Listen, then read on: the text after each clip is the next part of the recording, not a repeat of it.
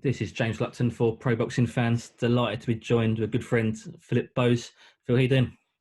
I'm good, man. Can't complain, man. Can't complain, alive and well. And yeah, man, just giving thanks for another day, Absolutely. Big fight coming up, only a few days away now. Yeah. British and Commonwealth title. Talk to me about the fight. How's camp gone, first of all? Yeah, camp's gone well. I mean, as well as it can be in this pandemic, like, you know how it goes. We've had to adapt, training regimes, and yeah, basically it's been a good camp, got the sparring that I've needed, got the fitness that I need, the strength that I've needed. And, the rest just will be history and will happening on, Wednesday night. Absolutely. Obviously, it's been rescheduled a few times. The Yeah. pandemic put a stop to it last time. The first time around, there was a bit of a medical issue around yourself. Yeah, Explain what basically, was that? I was sparring, and got hit in the kidneys. Um, Everything was fine. Went to the toilet a few times and then started seeing a bit of blood, and I was like, huh? Like, okay, cool, whatever. But obviously, when you make it weight at the same time, you can't drink as much water as you want to kind of flush out your kidneys to make your kidneys, function properly. So I thought it was fine. I thought it would rectify itself. Got a checkup, and yeah, they sent the blood off. Sorry, the urine off. Detected loads of blood, and then, yeah, the fight got cancelled on the day. That was it, yeah. So same day weigh in, and so I think on the Mickey Elliott Showdown York Hall, when that was it called off on that day. Yeah, so the weigh-in was the day before, and he got called on the day of the fight. Okay. How, Yeah, how, yeah. So his next how, is 25. how frustrating is that for you? Because obviously, like I say, a few times now it's been called off. It's been a long time coming. Yeah, it's a long time coming, but in a sense, I've been doing great stuff like regarding other business ventures, spending time with my family, and just loving life. Because right now in this pandemic and actually this climate, it's not really, tomorrow's not promised. So I think the the um the delay in the fight has been good for everyone all round, not just for me. I mean, everyone worldwide should be really loving their loved ones and, just giving thanks for life and every day. Absolutely. You've been very quiet in the build up to the fight. Riiddy'S been fairly vocal, more so on press releases. As one came out late last night saying you're not on his Yeah. level. Why the Yeah. quiet approach from yourself? You know what? You know me for a long time. I've never been that guy to shout my mouth and talk anyway. For one, you know what? Riiddy is right. I'm not on his level. He's a level below me. So, I don't have to shout my mouth off and, look, I'm a wise old head now. Do you know what I mean? People like him are mentor. I'm a mentor as well. So guys like him I mentor daily. So I'm used to guys like him, spitting venom and, not getting out of their pram. I'm used to that. And, after a while, they'll smell the coffee and they realize that, words are wind, and at the end of the day, you can say what you want to say, you can scream and shout, but when you've got a parent and you're screaming and shouting, your parent will still discipline you and still show you accordingly that screaming and shouting is not going to work. So I don't have to shout and scream and, show hostility, like I'm not involved in that. There's been a change in your camp as well. Full time Leon McKenzie. How's that Yeah. relationship blossoming? You know what? It's great. To be fair, Leon's been there since I won the Commonwealth title. Anyway, I didn't want to speak about that today, but it's cool. It's no problem. It wasn't really a bad split. It's just a case of my coach Barry Smith couldn't train me at the times where I wanted to train because he's got other fighters at the same time. COVID really messed things up. So COVID's kind of made everyone adapt in the team and in the camp, and from that stance, I had to do what I had to do because the fight wasn't. I didn't want to reschedule it again, and it just made sense that that Leon came on full time, and obviously my trainer Barry Smith still loves me. There's no love lost between us. It's just a decision that had to be made for this fight, basically. Like you say, Leon, he's not a new addition, but he's just a more prominent figure this time round. Yeah, yeah. What's obviously everyone knows Leon from in the ring and obviously back before his football days. What's he like as a coach? He's cool, man. Like for me, I'm a fighter that I don't like a lot of authority. So you know, if you're going to work with me, you're going to have to speak to me like in a diplomatic way and a polite way. You're definitely not going to get me to do anything like if you like, you know, speak to me any form of manner like that I'm not interested in, you know. So he's like my big brother basically. He's my big brother, you know what I mean? And we get on in perfect harmony. I want to mention as well, so it's fair to say towards the end of your career, I know you sort of got your one eye on your other business, as mentioned. We'll go into that in a little bit. Yeah, You came into boxing late as well. You came in at 28, I believe. yeah, yeah. Do you look back now and have any regrets of starting at that age, or do you feel you should have done it earlier? Not really. Listen, destiny's already written, and you're just going with the script that God's given. You know, at the end of the day, you know, nothing can happen before it's time. You know, nothing can happen before it's time. I know I've known you when you was a car salesman, and look at you now. You're in a prominent writing role. So at the end of the day, you wanted it to happen back in the days. It never happened at that time because it wasn't meant to be for you. You know, now it's meant to be for you. So I just believe everything that's happening for me now is meant to happen for me at this time, and that's just how it is. Absolutely. Talk to me a little bit about your ventures out the ring. Like you said earlier, you got a few businesses. Talk to us about what you're Yeah, doing. yeah.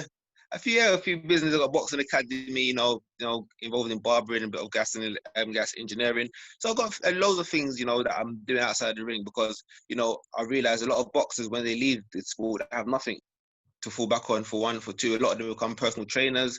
Not saying there's anything wrong with that, but that's not the avenue I want to go down. So I mean, I've been thinking of a business venture for a very long time from I started as a professional athlete, but as I said, nothing happened before its time. Everything's falling into place, and now we're just doing our thing from now and just onwards upwards. You mentioned there your academy. How far into that are you, and how you Yeah, enjoy it's it? great. Got great. I got about 30 members. We do well. Got female class. We've got kids classes. I'm a qualified England boxing coach. So yeah, man, we'll be a club like the next few months because obviously with pandemic and stuff, you can't do your level 2 to become an official club. But yeah, man, everything's great. I've been doing my Zoom class online with them. We just started off in a park recently. On a Sunday we started in the park because obviously everything's still closed down. But yeah, man, everything's great. Everything's great. I can't complain. Um, just ready to get to work on this fight, man.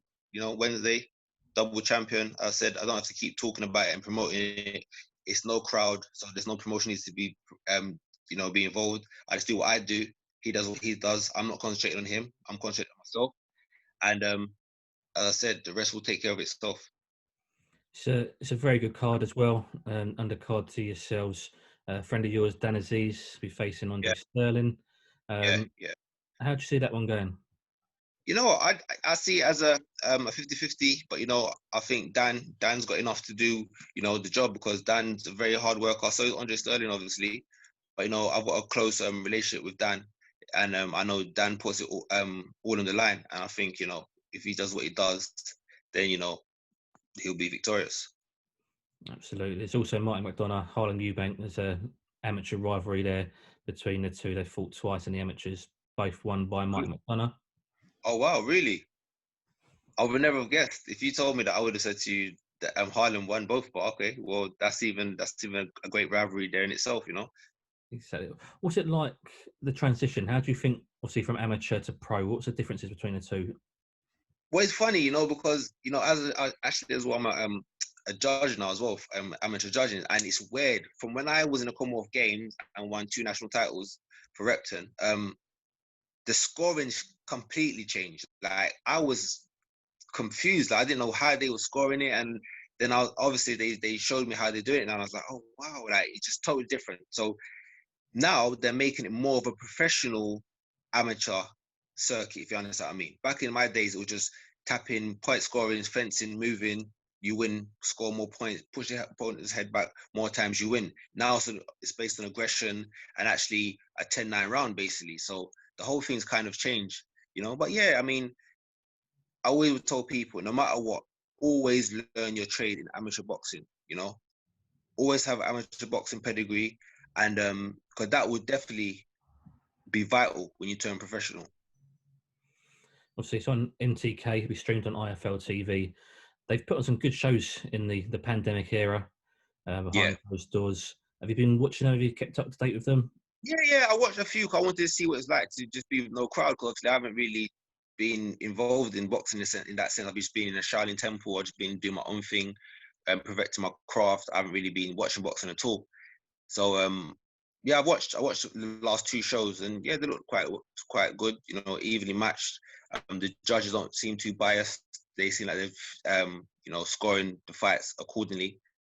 So it doesn't matter if you're a home fighter or you're a away fighter.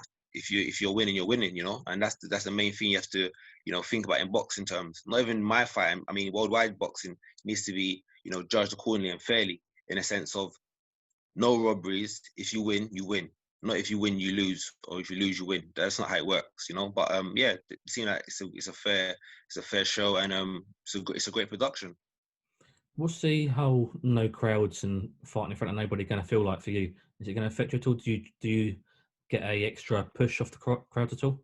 Well, I suppose you do in the sense of people are calling your name and trying for you, but you got to remember I've been all around the world sparring like Victor Postos and Steve Allmans and all these people that have in other countries, and I've been there without my coach, on my own. So imagine I'm used to it. I'm used to going to other places on my own with no trainer even and no crowd and sparring and holding my own and doing really, really well. So to me, I just gonna see it as an elite sparring session, um, you know, with officials and basically, yeah, an opponent. Absolutely. And just finally, Phil, future. Talk to me about the future. Obviously, you mentioned your academy. In terms of your fighting career, have you got any plans, or is it just one fight at a time? You know what? I find it very disrespectful to talk about more than one fight at a time. Like a lot of people talk about other people and they want to do this, they want to do that after the fight. But at the end of the day, you don't know what's going to happen. So I like to always take one fight at a time. When you ask me Tom Farrell, I said the same thing. You've asked me when I won a title, what I do want to do, and I said one fight at a time. Like I never looked past Benson to get to Tom Farrell. That fight just came up, so I never look past anyone because I think it's very disrespectful. If you're looking at the other prize, that means that you don't rate the person in front of you, and I rate every single person in front of me. Everyone that's in front of you definitely takes providence of any other person after you, like who you're gonna fight. So that's why for me it's one fight at a time, 100%. Absolutely. Phil, best of luck for Wednesday. I'll be watching, and I'm sure I'll be Thank in you, man. touch before and after. Thank you, man. Take care. Yeah.